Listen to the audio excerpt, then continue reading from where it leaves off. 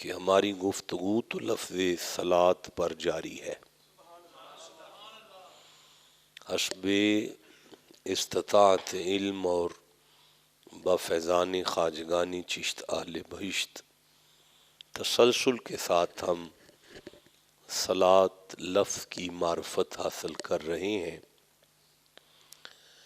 لیکن پچھلے جمعے ہم نے قرآن حکیم کی آیات کی روشنی میں یہ سمجھا تھا کہ حضور کے جو صحابہ ہیں ان کا قرآن کی نگاہ میں کیا مقام ہے۔ قرآن حکیم صحابہ کو کس نگاہ سے دیکھتا ہے؟ اصل میں حضور سیدنا صدیق اکبر تک جانا چاہتا ہوں، لیکن جمعے کے وقت نے ہمیں اتنی وسعت نہیں دی کہ ہم جناب ابو بکر صدیق تک پہنچ پاتے۔ جلدی سے تھوڑا سا دہرا لیں کہ پہلی بات ہم نے سورہ توبہ کی 99 نمبر آیت سے سیکھا تھا، جس میں قدرت فرما رہا ہے کہ وَمِنَ الْأَعْرَابِ مَن يُؤْمِنُ بِاللَّهِ وَالْيَوْمِ الْآخِرِ وَيَتَّخِذُ مَا يُنْفِقُ قُرُبَاتٍ عِندَ اللَّهِ وَصَلَوَاتِ الرَّسُولِ أَلَا إِنَّهَا قُرْبَةٌ لَهُمْ، یعنی کچھ گاؤں سے دور چکوں سے کچھ بندے اپنے سر پر اپنی سبزیاں اپنی فصلیں لاد کر مدینے پہنچتے ہیں، اور میرا اللہ اپنے حبیب سے فرماتا ہے محمد جی آنے والوں کے مکان بالکل کچے ہیں پر ایمان بڑے پکے ہیں۔ اللہ آپ کو دارین کی سعادتیں نصیب فرمائے۔ ایمان بڑے پکے ہیں، تو اس میں ہم نے اس آیت میں سمجھا تھا کہ اللہ کا قرب جن کے لیے ہے وہ صحابہ ہیں، رسول کی دعائیں جن کے لیے ہیں وہ صحابہ ہیں، اللہ کی رحمت کے دروازے جن پر کھل رہے ہیں وہ صحابہ ہیں، خود خدا جن کی پردہ پوشی کر رہا ہے وہ صحابہ ہیں، اور اللہ کا رحم جن کے لیے جاری ہے وہ حضور کے صحابہ ہیں۔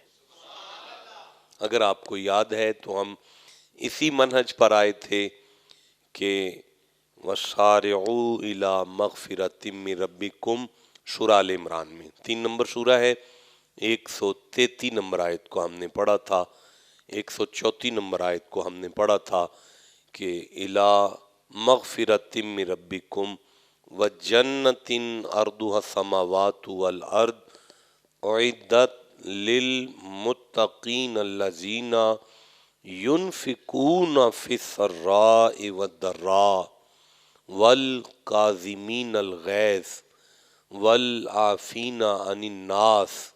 یہ آپ کو اگر یاد ہو تو ہم نے آگے پڑھا تھا وَالَّذِينَ إِذَا فَعَلُوا فَاحِشَةً أَوْ ظَلَمُوا أَنفُسَهُمْ ذَكَرُوا اللَّهَ۔ اگر آپ کو یاد ہو تو ہم نے پڑھا تھا کہ وَمَن يَغْفِرُ الذُّنُوبَ إِلَّا اللَّهُ وَلَمْ يُصِرُّوا عَلَىٰ مَا فَعَلُوا وَهُمْ يَعْلَمُونَ أُولَٰئِكَ جَزَاؤُهُم مَّغْفِرَةٌ مِّن رَّبِّهِمْ وَجَنَّاتٌ تَجْرِي مِن تَحْتِهَا الْأَنْهَارُ خَالِدِينَ فِيهَا وَنِعْمَ أَجْرُ الْعَامِلِينَ۔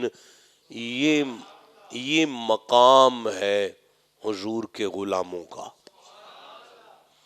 یہ غلام ہے سرکار کے صحابہ کا۔ اس میں کیا مقام نظر آیا تھا؟ اس میں مقام یہ نظر آیا تھا کہ وہ اللہ کی بارگاہ میں استغفار میں جلدی کرتے ہیں؟ اللہ اعلان کر رہا ہے کہ میری جنت ان کے لیے بنی ہے، اور اللہ سند دے رہا ہے کہ محبوب آپ کے غلام تنگ دستی میں ہوں یا فراخی رزق میں ہوں، میرے نام پہ کسی صورت میں خرچ کرنے میں باز نہیں آتے۔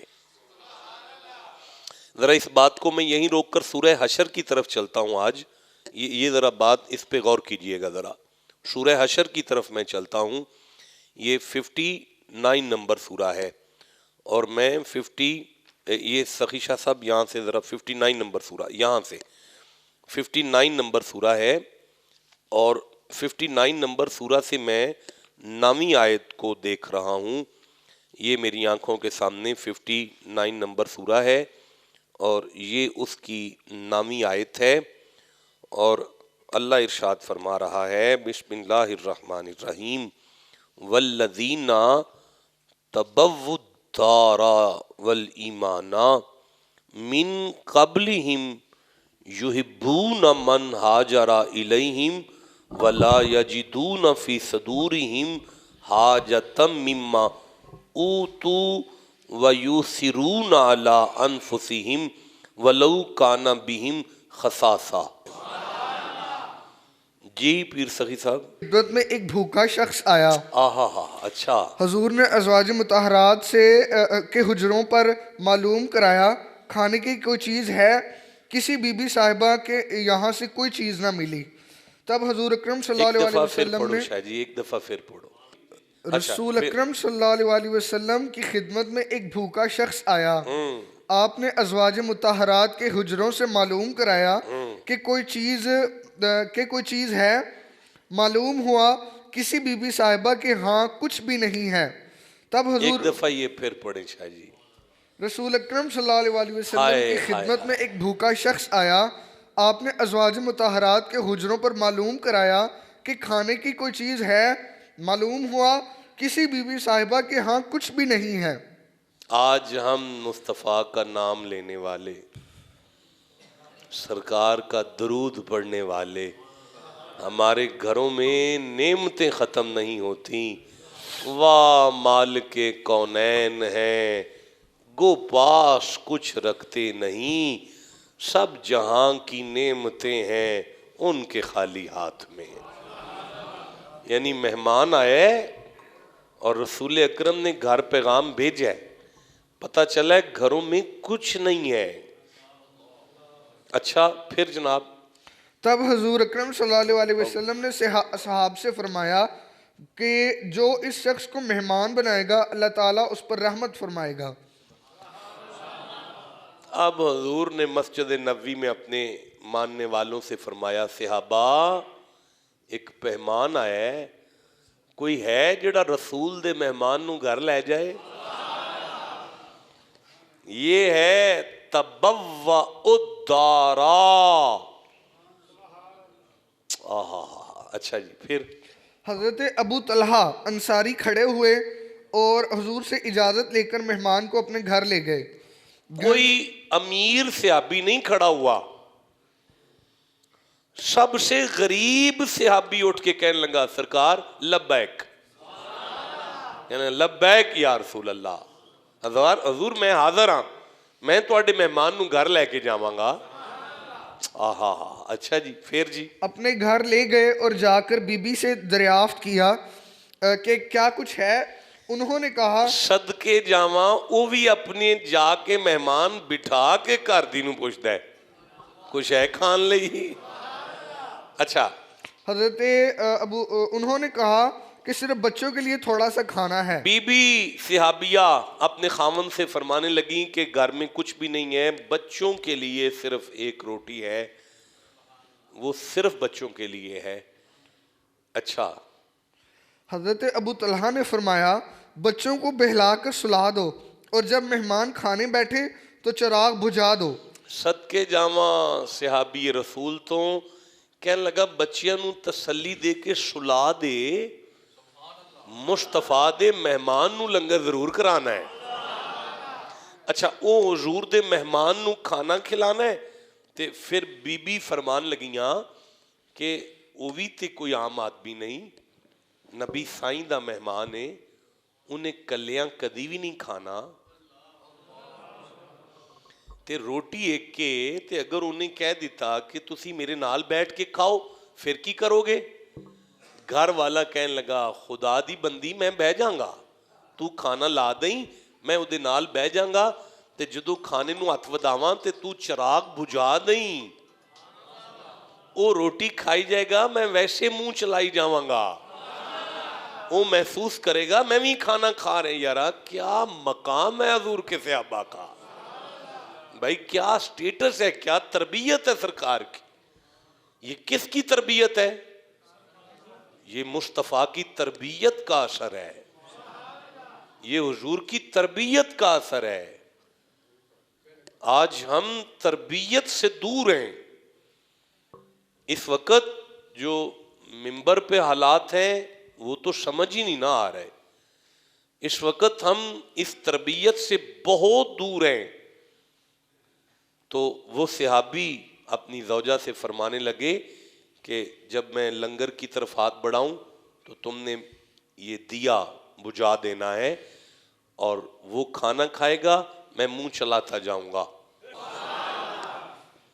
چراغ بجھا دو تاکہ وہ اچھی طرح کھا لے۔ یہ تجویز اس لیے تھی کہ مہمان یہ نہ جان سکے کہ اہل خانہ اس کے ساتھ نہیں کھا رہے، کیونکہ اگر یہ اسے معلوم ہوا تو وہ اصرار کرے گا اور کھانا کم ہے وہ بھوکا رہ جائے گا۔ اس طرح مہمان کو کھلایا آپ نے، ان صاحبوں نے آپ نے خود بھوکے رات گزاری۔ جب صبح ہوئی تو سید عالم صلی اللہ علیہ وسلم کی خدمت میں حاضر ہوئے۔ ساری رات پورا ٹبر بھوکا، سرکار کے مہمان کو کھانا کھلایا۔ فجر کے وقت یہ مہمان اور میزبان کٹھے مسجد کی طرف پہنچے۔ مسجد نبوی کے گیٹ سے اندر ہو رہا ہے، مصطفیٰ نے کندھے پہ ہاتھ رکھ کے کہا مبارک ہو تیری شان میں اللہ نے قرآن کی آیت بھیجی۔ مبارک ہو تیری شان میں اللہ نے قرآن کی آیت بھیجی ہے۔ مولانا یہ وہ صحابہ ہیں، یہ مقام کن کا ہے؟ حضور کے، بولو ذرا سارے، یہ مقام کن کا ہے؟ سرکار کے صحابہ کا یہ مقام ہے۔ بڑی تکلیف ہو رہی ہے مجھے، کیا آپ یہ قرآن نہیں پڑھ رہے کہ سرکار کے صحابہ کا کیا سٹیٹس ہے، حضور کے صحابہ کا کیا مقام ہے؟ وہ میرے سرداروں، اللہ فرما رہا ہے اللہ کے قرب کے حقدار ہیں۔ یعنی اب یہاں سے ہمیں کیا نتیجہ ملا؟ نتیجہ ملا جو بڑے مہمان نواز ہیں وہ سرکار کے صحابہ ہیں، جو بڑے مہمان نواز ہیں وہ سرکار کے صحابہ ہیں۔ لیکن یہ ایک نتیجہ ہے۔ دوسرا نتیجہ ہم اس سے کیا لے سکتے ہیں کہ اپنی ضرورت کے باوجود بھی اپنی ضرورت پر جو دوسرے بھائی کو ترجیح دیتے ہیں وہ سرکار کے صحابہ ہیں۔ واہ واہ، کیا نتیجہ ہے اس بات پہ کہ اپنی ضرورت کے باوجود بھی جو اپنی ذات پر اپنے مسلمان بھائی کو ترجیح دیتے ہیں وہ سرکار کے صحابہ ہیں۔ اللہ کی رحمت کے جو حقدار ہیں وہ سرکار کے صحابہ ہیں۔ مصطفیٰ کی دعاؤں میں جو رہتے ہیں وہ سرکار کے صحابہ ہیں۔ اللہ جن کی پردہ پوشیاں کرتا ہے وہ سرکار کے صحابہ ہیں۔ اچھا، سورہ مومنون کی طرف چلتے ہیں، یہ 23واں سورہ ہے اور پہلی آیت سے شروع کر لیتے ہیں۔ اللہ فرماتا ہے بسم اللہ الرحمن الرحیم قد افلح المؤمنون الذین ہم فی صلاتہم خاشعون والذین ہم عن اللغو معرضون والذین ہم للزکاۃ فاعلون والذین ہم لفروجہم حافظون۔ آپ چپ بیٹھے ہوئے، فرمایا پھر یعنی 2 آیتیں چھوڑ کر فرمایا والذین هم لامانتہم وعہدہم راعون والذین هم علی صلاتہم یحافظون اولئک هم الوارثون الذین یرثون الفردوس ہم فیہا خالدون. جناب پیر سخی صاحب، بے شک مراد کو پہنچے ایمان والے. واہ، کامیابی کی سند جنہیں ملی وہ سرکار کے صحابہ ہیں. قدرت کی طرف کامیابی کی ضمانت جنہیں ملی وہ سرکار کے صحابہ ہیں. جناب جو اپنی نماز میں گڑ گڑاتے ہیں، یارا جو مصلے پر گڑ گڑانے والے ہیں وہ سرکار کے صحابہ ہیں. واہ، اچھا جی. اور وہ جو کسی بےہودہ بات کی طرف التفات نہیں کرتے، بےہودگی کی طرف التفات نہ کرنے والے، ادھر ادھر نہ تکنے والے، جن کی نگاہوں کی ضمانت خدا دے رہا ہے وہ سرکار کے صحابہ ہیں. اچھا جی، پھر جی. اور وہ کہ زکوٰۃ دینے کا حکم دینے کا کام کرتے ہیں. ٹھیک ہے، اچھا زکاتی ہیں وہ سرکار کے صحابہ ہیں. اور جو اپنی شرمگاہوں کی حفاظت کرتے ہیں، اوے جن کی حیا اور پاک دامنی کی خدا سند دے رہا ہے. او بھائی، یہ سمجھ آنے والا چکر نہیں ہے. مقصد یہ ہے کہ ایک شخصیت اپنی بیوی سے کہہ رہے ہیں کہ بھائی یہ میری بہن ہے. ظاہراً یہ جھوٹ تھا پہلا. ایک شخصیت کہہ رہی ہے بھائی مجھے کیا پوچھتے ہو، بڑے سے پوچھو نا کس نے توڑے ہیں، خود توڑ کر. ظاہراً یہ بھی جھوٹ تھا. ایک شخصیت کہہ رہی ہے میری طبیعت ٹھیک نہیں ہے، حالانکہ ٹھیک تھے. ظاہراً یہ بھی جھوٹ تھا. ظاہراً 3 جھوٹ سامنے آئے ہیں. لیکن اللہ بولا واذکر فی الکتاب ابراہیم انہ کان صدیقا نبیا. شک نہ کرنا، مصطفیٰ کے دادے نے کوئی جھوٹ نہیں بولا. اب مومن کیا کرے بھائی، وہ ظاہر کو دیکھے یا قرآن کو مانے؟ بولو جی سارے، فیصلہ دو جی جلدی جلدی. آپ کو جو نظر آیا ہے وہ مانو گے کہ قرآن کو مانو گے؟ بس پھر قرآن کو مانو نا. جن کی حیا کی ضمانت خدا دے رہا ہے وہ صحابہ ہیں. جن کی نگاہ کی ضمانت خدا دے رہا ہے وہ صحابہ ہیں. آخرت اور دنیا میں جن کی کامیابی کی ضمانت خدا دے رہا ہے وہ صحابہ ہیں. وہ کیا ہیں؟ حضور کے صحابہ ہیں. آگے پڑھ سکتے ہیں جی. اور جو اپنی امانتوں اور اپنے عہد کی رعایت کرتے ہیں، جن کے وعدے کے وعدہ پورا کرنے کی ضمانتیں خدا دے رہا ہے وہ صحابہ ہیں. جن کی امانت میں خیانت کے نہ کرنے کی ضمانت خدا دے رہا ہے وہ صحابہ ہیں. اور وہ جو اپنی نمازوں کی نگہبانی کرتے ہیں. نہیں، کسی ایک جملے پر آپ رک جائیں نا تو آپ کا جمعہ اسی میں پورا ہو جائے. لیکن میں رکنا نہیں چاہ رہا، ذرا میرا خیال ہے تھوڑا آگے بڑھا جائے. اچھا نہ رکیں، چلو آگے چلتے ہیں. اچھا جی، پھر جو اور جو اپنی نمازوں کی نگہبانی کرتے ہیں، جو اپنی نمازوں کے محافظ ہیں وہ صحابہ ہیں. نمازیں پڑھ کر ضائع نہیں ہونے دیتے وہ صحابہ ہیں. اچھا جی، یہی لوگ وارث ہیں. ہاں، اللہ کہہ رہے ہیں یہ وارث ہیں. کس چیز کے وارث ہیں؟ کہ فردوس کی میراث. فرمایا میری جنت فردوس کے وارث ہیں وہ صحابہ ہیں. آپ کو سمجھ آ رہی ہے جی؟ ہاں، وہ جنت فردوس کے وارث ہیں. وہ کیا ہے؟ حضور کے، اونچی بولے ذرا، وہ کیا ہے؟ حضور کے